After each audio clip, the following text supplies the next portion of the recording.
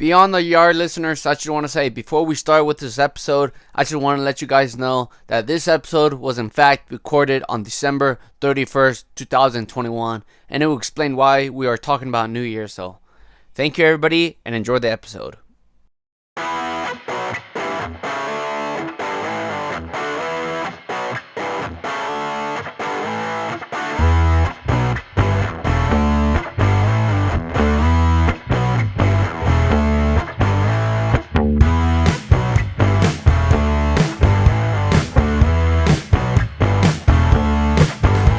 Ladies and gentlemen, welcome to Beyond the Yard. I am your host, Derrick Destroyer, and I hope you enjoyed that special edition episode, the Christmas episode with James Fury. Me and him, we had so great times talking to each other, and I learned so much from him, and it kind of inspired me. But now, let's look at it from a different point of view, because now we are going to talk with a different person that pretty much made history. Depends when this episode is going to get uploaded, but I just witnessed EBW Last Stand 2021, the final show ever between Adam versus Roman versus Executioner in a triple threat match. And that match just blew my mind away. But now we are going to go talk to one of the competitors that competed in that match for the final time in EBW. He needs no other introduction besides, ladies and gentlemen, please welcome Maximus Roman. What's up, everybody? What's up, Max? Oh my God. Talk about deja vu. I'm just getting goosebumps again, just like how I had you in my show not long ago. I think it was like a year probably. Yeah, probably a year. I think we did the same thing, and Right. I had a good time. So here we are again, except now EBW, my home fed, is over. I know, it's good things come to an end, which is sad. Yeah, well, somewhat of an ending. You could say that. Let's just say that for now. But I'm just surprised by your final match. Probably final. But what a match. Like, good God almighty, that triple threat match was probably like one of the matches I've never seen before. Like, it felt differently compared to the previous matches that I seen you in EBW. Well, first off, I went into it knowing that I may never wrestle again in my entire lifetime. Wow. Also, I went into it in a rush, kind of, Okay. because I knew that the sun starts to set a little bit earlier, and a couple of the guys had to be somewhere that night. We didn't have the whole day, the whole night, so we kind of rushed it. But in doing so, we didn't plan that much. So what you see in that match was right off the cuff, like on the fly. It was just calling it out in the ring. Mm-hmm. And something that happened that I thought was amazing that we didn't plan out was that crowd. I mean, if you watched EBW Last Stand, you could audibly hear the crowd. And in the beginning, it's just a few little kids' voices. And then by the end, it's moms, dads, brothers, sisters, bunch of little kids and their parents and their families watching EBW. They all just walked into my yard. And I mean, hey, I guess it was meant to be. I thought that was awesome. We didn't plan on having the crowd, and we had a crowd for the last ever show. That's badass. Like, because I think it was like when you guys were doing you guys' entrance, like I saw like, some movement in the background, and I thought it was just kids, Yeah. Do you want to know what actually was going on? Yeah. What happened? Okay. So, all right. So let me set the stage. It's like 30 minutes before the match starts. Okay. We are in the yard setting up the drums and the guitar and the amp and everything, because as you saw, I had a live entrance theme song. Which was badass. Thank you. So we plug in the amp. My buddy starts playing the guitar, practicing. So he's playing Man in the Box by Alice in Chains. And he's got the amp all the way up. And he's blasting the whole neighborhood out with this amp. And then my other friend starts playing the drums. And then the sound was just deafening. I mean, it was so loud.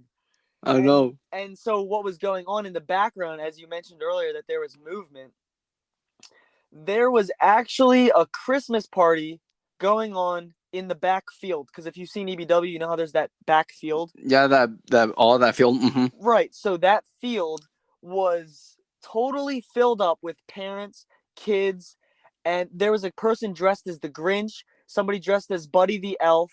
They had Wow. cars parked back there in that field. The parents were drinking, and they were having a holiday party.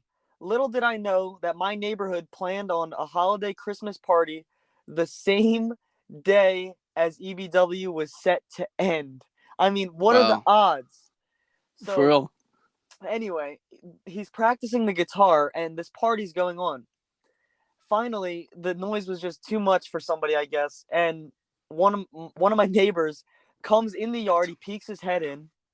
He goes, "Hey, can you guys keep it down? Can you stop playing for like 30 minutes? I mean, we're singing Christmas carols and we can't even hear them. We you know." So Okay. me, I'm like amped up. I'm halfway into my Maximus Roman full-on attitude where I just don't give a fuck. And I'm like, For oh, real. this guy, who the hell does he think he is? Trying to tell us to quiet down when EBW is scheduled to end. You should have told them I missed the part where that's my problem. Yeah. Wow. Oh my God. That's perfect. I should have said that. But For real. it was close to Christmas. I didn't want to be a Grinch. And the Grinch Right. was literally staring me in the eyes in his full suit. And Buddy the Elf had a Christmas book. He wanted to read a story to the kids, and we're blasting them out with rock music. So we agree, and we quiet down for like 20 minutes or something like that. But in my head, I'm like, we got like a time crunch right now. Like we gotta do this. It's now or never. Like Us or them, you know? so. Yeah, exactly. So they finally finished this Christmas story, and we rushed to the yard, man, and then we just go right into the match. Uh-huh. So Just, I mean, yeah, especially with daylight saving time, because right now, where I'm standing, it's 5:30, and, the sun's about to, go dark, and I don't know how it's looking over there right now. really, because around like 4:30, the sun starts to set around here. Wow. That's crazy. Yeah. But, luckily, you guys didn't have, camera issues where, especially with lighting, because No, that's the worst thing you wait want a to minute. do. I'll stop you right Oh. there. We had camera technicalities, man. We had some issues. Probably So missed that. what Okay. happened? No, you can't even tell because the way it's edited, and Right. Yeah, that's what I kind of noticed, but go on. right. But so another thing that happened during the match. So the crowd. Okay, so we have the crowd there, which that's a whole other thing. In the middle of the match, the camera dies. Oh no. Okay. Right, but thank God the commentator Stacy Wilson, my friend Nicole, she like whispers in my ear. So I take a vertical suplex and wind knocked out of me. I roll out of the ring to catch my breath. I And remember then that. she comes, she whispers, she's like, the camera's gonna die. What do we do? And I look dead ahead, and the crowd is right there. I'm like, what am I gonna do? Call cut and tell them we need to charge the batteries? For real. And we got a live audience, so I'm like, all right, we have to make this work. So I tell her, get her phone and start recording on her phone. And so now she's filming on the camera, and then she's shuffling around for her phone. That's why the camera gets a bit shaky. Yes. And then I tell my buddy who was playing the guitar, grab my phone. It's in my jacket pocket. And I threw my jacket across the yard. So he goes to look for my jacket because my phone's in the pocket. He goes and he grabs my phone and he starts recording. So now we have 3 cameras going. And then the camera dies, and then we had 2. So thank God we realized before the camera died. We got 2 cameras going in the nick of time. Right. But what I was about to say was the audience. So the way that all went about was, like I told you, they heard us blasting them out when they were singing Christmas carols. But I go back in the field for my entrance. Like I'm ready to do my whole entrance.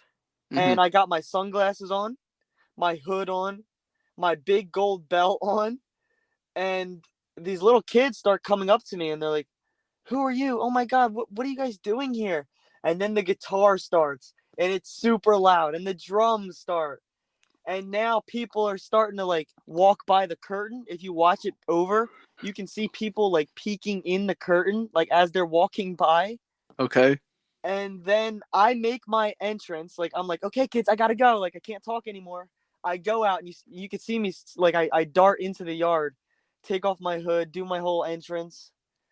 And then as the camera pans to me as I'm in the ring, like, the camera didn't pick this up, but the kids start entering the yard, like, behind me. Mm-hmm.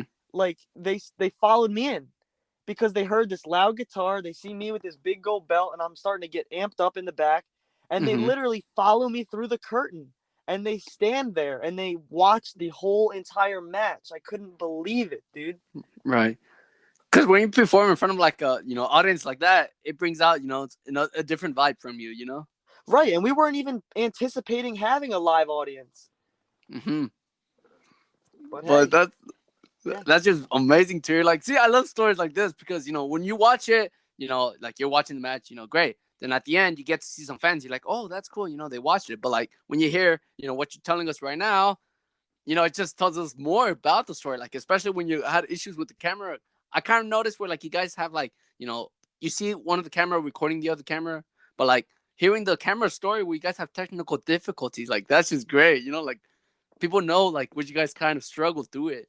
Right, and that was on the fly too. Like, I just took a suplex, got the wind knocked out of me, and Mm-hmm. then she tells me the camera's gonna die. I panicked, dude. I Uh-huh. panicked. And then I was like, all right, we're going full on cell phone mode. And then you could see one of the cell phones recording the other cell phone in the match, but Mm-hmm. But it's not like a big deal or anything, like that's normal.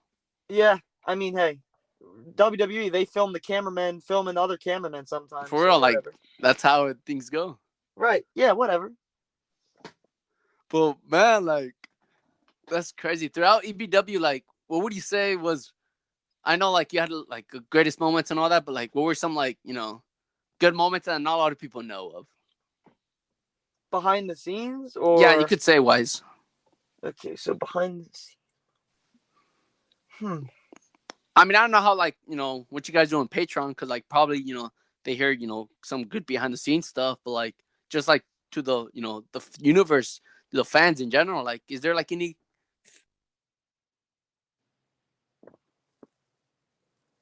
Well, let's see. All right. Back in 2015, we used to film in the basement during the winter seasons because it was freezing cold outside. The ground was frozen. So right? we used to film in the basement. And and this was before we even thought of the idea to pre-tape things. Mhm. So every single Friday night, like clockwork, the guys would come over after school. We're in like middle school at this time, and we would film EBW in the basement.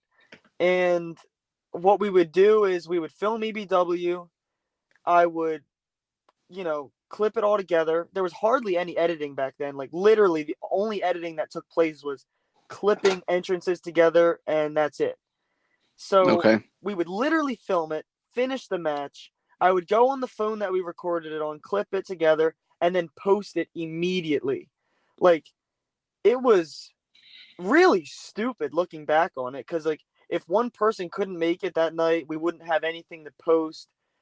I don't know. Anything could have went wrong, but that's the way we Oh. used to do EBW, and then post it immediately after. And Mhm. then after we would post it, we would all get Domino's pizza, and we would have pizza night every single Friday night. That's Pizza time, badass. Friday night. For real. And also watch Friday Night SmackDown while you guys are at it. I think we did, yeah. Man, that's just great to hear. No, but I just want to say, I know you're part of EBW, but like, it just feels crazy that it's end. But like, thank you. Like, there's no other words but thank you. Well, thank you. I mean, you, all the fans, everybody that watched for all these years. they really made my childhood something special. For And real. I'm speaking for myself here, but I'm sure the other guys feel the same. We we literally have our childhoods encapsulated in video format.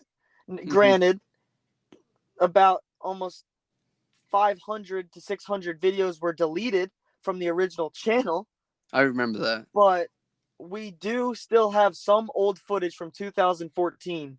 As you Hmm. saw tonight in the EBW Last Stand, I edited some of that in where I had the long hair, the man bun, For real, and I saw that. I was like, Executioner's got a dang. yeah, Well, like I just got like flashbacks. I was like, damn, like look at that right, hair. Like, good right. God. So it's because of all you guys that gave us the drive and the will to go on that we have all these memories stored up. And hell, if it wasn't for EBW, I probably wouldn't have found my passion for filmmaking. Hmm. I probably wouldn't have had the confidence vlog. Hell, I probably wouldn't have even gotten the idea to do a vlog. The reason I started vlogging was because, like I just said, I had those videos encapsulated from when I was 11, 12, 13, 14, 15, 16, so on and so forth. Hmm. And it's nice to go back and look at, you know, what my life was like. And granted, it was a fake EBW show, but still, what I looked like, what my yard looked like, what my friends looked like, what my voice sounded like pre-puberty. For real, So that in, I felt that. exactly, it inspired me to start the vlog because now I can encapsulate my life from here until adulthood Hmm. every week with a vlog. It's because of EBW that my life is the way it is today. Hmm. So thank you guys. Well, it might just be me, but like on something that you said, I felt like this is just me personally. I don't know if like anybody could relate or like have something similar to what I'm saying, but like ever since I created ACW, like it was part of my childhood. Like the way I look at it when like growing up, part of like backyard wrestling, jumping on trampolines, knocking on people's houses. Hey, let's go wrestle. Hey, let's go make videos. Like that's how we did it. And like how you said, like in the future, once we're like what in our mid 20s, 30s, once we look back, we could like hear how we sounded or see how we sounded or like if you could like really recall, like you could actually remember like what you were thinking back then during that time period. Exactly. And that's what those videos do for me. They like put me in a state similar to how I was when the video was recorded. I can think back and remember what I was thinking. Yeah, it's it's really something that you can't really describe. Like Like it's you have hard to to put your experience finger on it. it. You have to Yeah, experience it. exactly. Going back and revisiting home videos, except different. You thought about this episode or this match and you For real. put it together and it was your Uh-huh. creativity of the time. And then Right. I would look back on a video from like, I don't know, last week and I Hmm. look back on that video and it's my creativity of that time. It's Right. it's different. It shows progression. It shows Hmm. growth. And I'll look back on this podcast even and I'll be like, why did I say that? Why didn't I say this? What was I thinking? Why did Hmm. I say that when I could have said this? It Exactly. it really makes you think. And it definitely has helped me grow as a person, as weird as that sounds. Hmm. I don't know. That's another one of those things where it's hard to describe unless you do something similar to this creative process and you have Hmm. years to reflect on your work. It's Right. very, very different than anything else. Right. Not a lot of people like see it how we see it. Sure, they think oh, they're just a bunch of kids trampoline on trampoline making videos. But like, sure, it might seem like that. But like, in my opinion, like, sure, we might have like this wrestler and this wrestler. But like to me, like how I see ACW is just a bunch of group of friends recording because that's what kind of helped us brought us together. Right. Right. Then like not only like us friends but like the community because our YouTube community is pretty huge. Yeah, it's funny you say that because yeah, you make friends doing this. Mm-hmm. I am good friends with Jack Delta because of this. He lives in Michigan. I'm friends with Right. Matt Thunder, Zach, because of this. I'm Mm-hmm. like with Colin and Logan. Right. This because of EBW. We spent years bonding over this one thing. Mm-hmm. Well, like, I don't know if you saw, my crossover match, but I had, my legendary dream match with Caution from TWF that we were supposed to have a match 3 years ago. I don't know if you ever heard of that before. Yeah, I think I saw it. But anyways, like, me and him, we were supposed to have a match, but, we never happened. So, like, we kept talking and talking about it. But, like, what we didn't know at the time was, like, that was somehow, like, bringing us together. And, like, once we actually, like, met, like, we kind of, like, unlocked the friendship that we haven't locked yet because we just saw each other for the first time. And, a lot of feelings were going through each other because me and him were, like, childhood friends because we grew up watching each other. And when we actually had a chance to actually have a match, it just felt, like, amazing. Like, kind of how you had a match, like crossover matches with other federations. That's just amazing. Like, an amazing feeling right there. Yeah, there's nothing like doing a crossover and you seeing the way that they do things Mm-hmm. on YouTube and then going there and seeing how they do things in real life when all the cameras are shut off. Mm-hmm. And just to even see like a location, for example, the Emmy. And then when I went there and I walked in the EBW yard with all the cameras off and everything, Yeah. I was like, I remember specifically saying, I remember it looking like this. Like, I did not expect it to look like this. Like, Uh-huh. I don't know what I expect. Yeah, like it's a much bigger than you actually think. It's kind of It's like a just, movie set. yeah, I guess Not so. 'Cause exactly, but no, okay. I think no, because you're used to more of like a television show, like a Okay, there you go. sitcom where Mm-hmm. it's got the living room and you can only see the stairs, the couch, the front, whatever. You Mm-hmm. can't see more than that. Like you can't get behind the camera. So Yeah. going there, it was like I'm used to seeing it from this point of view, and I now I know. can I walk know. over here, I can walk over there, and I can go For in the real. house, and it's totally different. It's cool. I know. No, but I know you guys say you guys are taking a break right now, but what's your future plans? Could you Maybe have been more I need to be more forward? specific. Let me back it up. Because maybe that's a lot of things, to No, process. But I can. I'm very. I can be vague. okay. What about for 2022? Is that like clear enough? Uh, 2022. Are you talking about EBW or Maximus Cardillo? Let's talk about Maximus Cardillo, because, like, for example, like you made a film, and not you may have said not a lot of people understand on the first take, but like seeing something like that, especially homemade, that's just like something cool to see. Thank you. I saw your reaction video also. Thank you for doing that. I appreciate that. That was cool Yeah. as shit. Uh-huh. Um, 2022. 2022 is in a couple hours. For real. Okay. Well, EBW is over. So there's gonna be less wrestling in 2022. Mm-hmm. I'm gonna be focusing on the vlog. Go subscribe to Maximus Cardillo. Shameless plug. The link will be down in the description. Thank you. Started writing my next film. Nice. I'm planning on starting to record it within the next month or two. Ready by the summertime. It's going to be a summertime release, different than all the other releases. Okay. I may or may not have something in mind for EBW that is not technically EBW. You will. That is Okay. all I will say.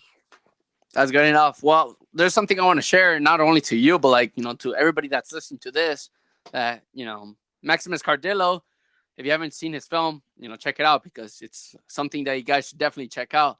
But like that kind of, inspired me to start making my own films per se. Like especially 2022, I want to try to produce and actually film 3 different types of films. Like the first film is gonna be like, kind of like an action pack, but like it's gonna look goofy. But I feel like that's what it's supposed to kind of look like. But like, remember, we're just it's our first film. You guys kind of give a break, but like kind of just stick around. But the second one is kind of gonna be like a serious film. Like for an example, The Outsiders. You seen The Outsiders, correct? Don't kill me, but I can't say I've seen that. Okay. What about The Breakfast Club? Ever heard of it? Of course I've seen The Breakfast. Okay, just checking. So it's gonna have like a vibe like that. It's about these group of friends. I'm not gonna say how it starts or ends, but that's the characters right there, group of friends. And the third film is gonna, hopefully we could probably upload it on Halloween, and it's gonna be a horror film. So we're gonna try to make it like a slasher 80s vibe film, and only time to tell how it goes. Can I say something? Yeah, go right ahead. Pick one, focus on that one, dwell Okay. one, film that one, edit that one to the best of your ability, and only that one. Don't even think about the other two. Don't even spend 2 minutes on it. Okay. Because if you try making if you start thinking about 3 different films once, they're gonna suck. Nothing Okay. against you. No, And I get you. Maybe you're a prodigy. Maybe you're the best in the world. Maybe you have a knack for that. But from personal experience, when you try and do and think multiple projects at one time, and to do more of a quantity over quality. Okay, I get you now. For example, Death or Silence, Untold Truths is about an hour and a half, if I'm not mistaken. And looking back on it, it's garbage. I mean, it's got some good parts. Yes, it's got a good idea, but the execution was pretty piss poor in my opinion. Okay. Because I was already planning out the 3rd installment in the trilogy that was never even created. Damn. It was never even created. And I have a whole entire script written for Death or Silence End All, it was supposed to be called.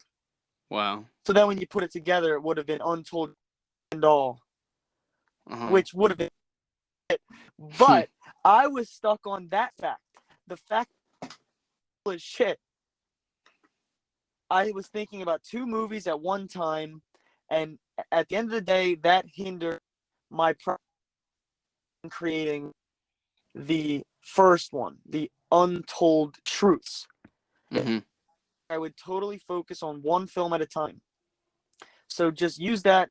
Anybody out there who wants to be a filmmaker or start making films, and Derrick, you Definitely. One. I'm telling you right now.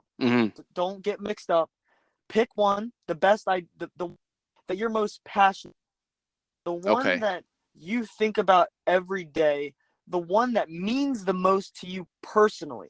Because I don't know if you're like me with this creative filmmaking stuff, but I make that I believe that right. That like you have a vision for it. Can relate to. Yeah, that I have a vision. Like, do you remember? I'm gonna put you on the spot. Do you remember the story, the message behind Drowning? The message behind Drowning. I mean, it might just be me. Maybe I understand like different stuff, but like I guess is like a dark-minded version. I mean, I need to rewatch it, but it's kind of like confusing to explain it. But like once you watch it, it kind of like plays it in your mind. you know? Okay, well, the message at the end of Drown is for you know it. Mm-hmm. I think that is a message that people need to hear Right. because it happens more often than you would think that there's Mm-hmm. somebody dealing with a problem that the whole rest of the world doesn't know about, but nobody, even the people closest to this person, don't pay attention to it. Mm-hmm. Why? Because they don't know. Because that person is drowning inside, not on the outside. On the outside, they're perfectly fine and they're going about their day like normal. But on the inside, where things truly fuck you up, where they're drowning at. And that message is supposed to resonate with the audience, and maybe you're gonna go and check on your friend now because of that. Right. And Because I know I had that message where, like, you know, like, kind of like depression. Maybe I think that's what you're trying to use. Maybe it's not that word, but like, no, you know, like depression has to do with it. Yeah, okay, I'm Be- right. from experience, depressed people hide their true emotion and they pretend like they're all right when they're not all right, and that Mm-hmm. leads to really shitty consequences. And that is why I added in the suicide hotline number, because Yes. this is a true thing that happens in the world, and we Yeah. need to that at all costs. Mm-hmm. Like when I saw it, like after watching it, like before I even made, you know, the reaction video to it, like I was like just thinking in my corner of the room, you know, listening to, like, you know, not depression music, but like music that gets you thinking. Like I was thinking about, you know, like people that, you know, that are kind of lying to, like they saying, oh, no worry, like I'm fine. But like, you know, how you said they're not fine because, you know, they're dealing with the problem. And if they don't find a solution to the problem, then the problem would just be bigger. And not only just for that person, but like for people that are connected somehow. Saying that you thought about this after you saw the film, Yes. good. That's exactly Mm-hmm. the purpose. Right. But I just want to say, you know, like the advice they told me about, you know, pick one. You know, I like it, you know. Now thinking about it, you know, that's what I'm going to do. Yeah, you kind of, or else you're setting Mm-hmm. yourself up for failure. True. Right. Like, No, but I have here's what you should do. Well, not what you should, and you can do whatever you want. It's your life. okay. I did a daily basis. I think that's my gift. Uh, I'm just very creative. I was just wired this. I was born this way. So I get these ideas every day, and I don't harp on these ideas. I don't say, okay, I'm gonna make film number 1 and it's action packed. Film number 2, it's a horror one. Number 3, people. I'm not Mm-hmm. thinking like that. I get the idea. I pull out my phone right away. Idea slips my mind. I write it down. I write down the idea that popped into my head, and in parentheses, how I would go about it. For example, who I am thinking for a certain role, a location I'm thinking about, or a time of release. Here's a little exclusive. I already have an idea for next Halloween's movie, but it's just that. It is just an idea. Because if I start thinking about that movie now, that's the movie I'm going to have to make now, because I can't do 2 at once. So I put that idea down in my notes and Mm-hmm. I forgot about it because it's written down. So I'll remember it when I read it, but I Right. forgot about it because Mm-hmm. my creative slate needs to be completely clean for me to put my effort, my 100% effort into this movie that I am creating right in the here and now. That's good to hear. No, just out of curiosity, like you mentioned that you had, like, you know, you have future projects, but like you actually had never, you know, even had a chance to actually make it. Had you?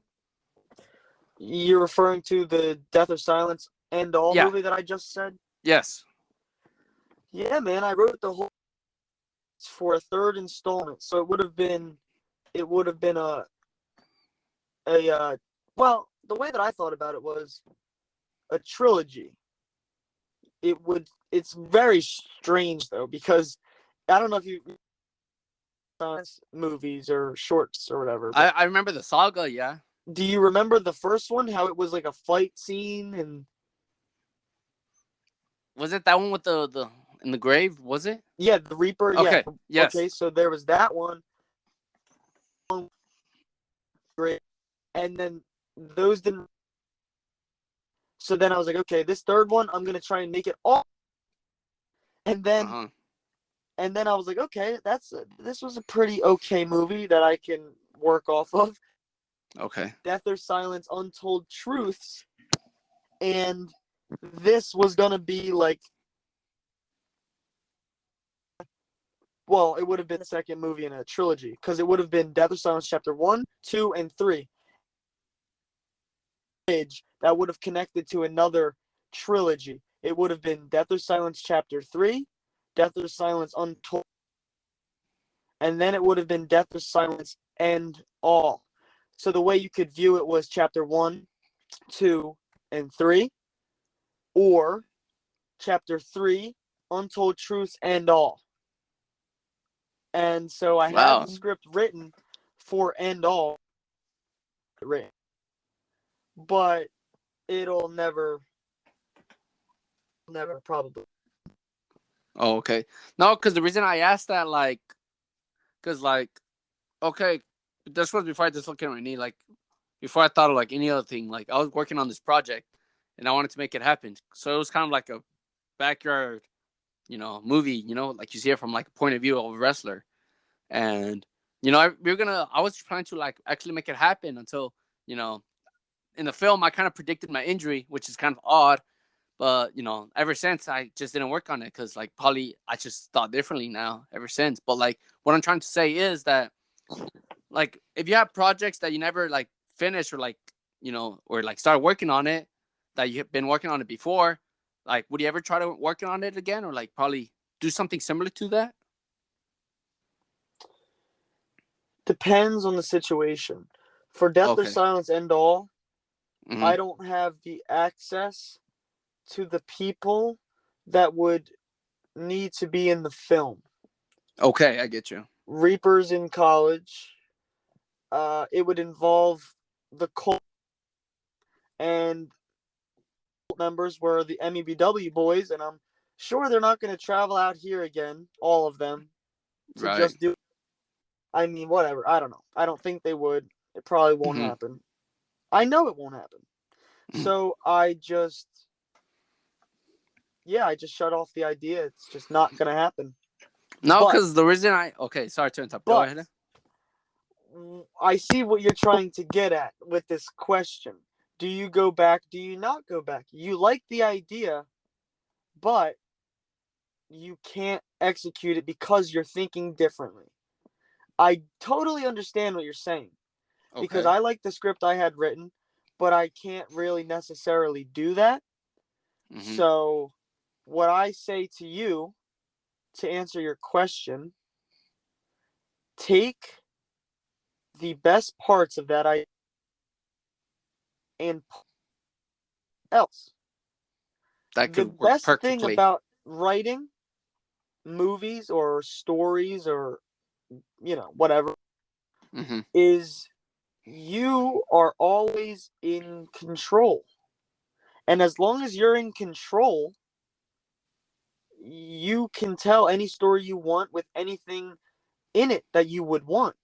So I like the idea of what happens in End All, but I can't do it that way. So I'll write another movie with a similar character or a similar character arc, or, an action sequence that I had in mind, but I can't do in that movie. I'll adapt it and use it in another medium, because you can't just, well, you can, but you don't want to just throw away all your ideas and say that they're garbage. You don't want to rag on yourself too much. You you gotta compliment yourself. You gotta use your own ideas as much as possible, because you're gonna learn from your own ideas in the long run. Mm-hmm. Like Untold Truths, I knew that it's a sloppy movie, and I knew that I could do better. But I continued doing what I was doing because I knew once I posted it, got feedback on it, rewatched it a lot of times, that I'm gonna learn from that experience.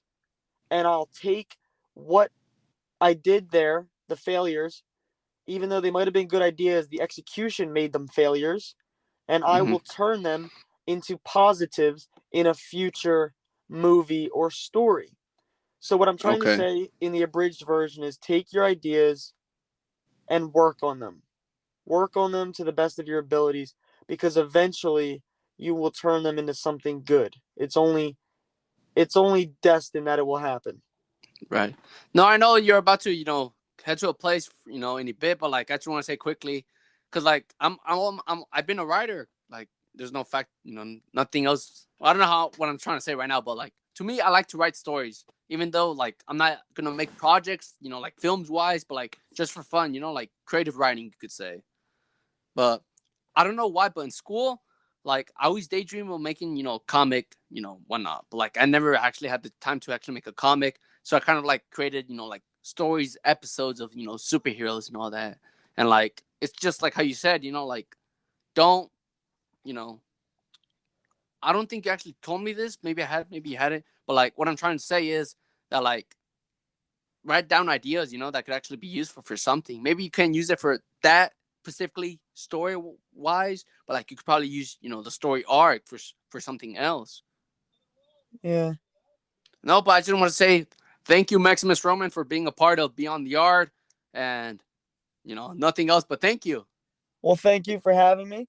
I'm always willing to come back on here at a later date Mm-hmm. and tell you some more stories, because of all the years of EBW, I'm sure I have plenty of stories. Thank Just you. come up with the questions, and we can do another one of these podcasts. Sounds good, man. Any last words before we head out? Even though this is the last day of 2021. Today is the last day of 2021. Today was the last episode of EBW that premiered just a couple. I'm feeling all sorts of emotions. The thing that was a constant in my life every Friday is now over. So there's a void there that I need to fill creatively, and I will. So if you want to see what I'm going to create next, go follow me on Maximus Roman YouTube channel. Link, Derrick said, in the description. And thank you for following me and making my life memorable. EBW was thanks to all you fans. I can't express how thankful I am. It means the world. That's that's all I can say for now. I'm sure I'll regret it not saying something else later, but hey, I'm sure I'll be back on here at a later date. That sounds good, man. But thank you, everybody that is listening to Beyond the Yard. Whatever, if it's either on YouTube or on Spotify, Apple Podcasts, or any other streaming, softwares or platforms that you guys are listening to. Thank you for listening. This was Maximus Roman on Beyond the Yard, and thank you, everybody. Have a good night and Happy New Year's. Thank you. Happy New Year.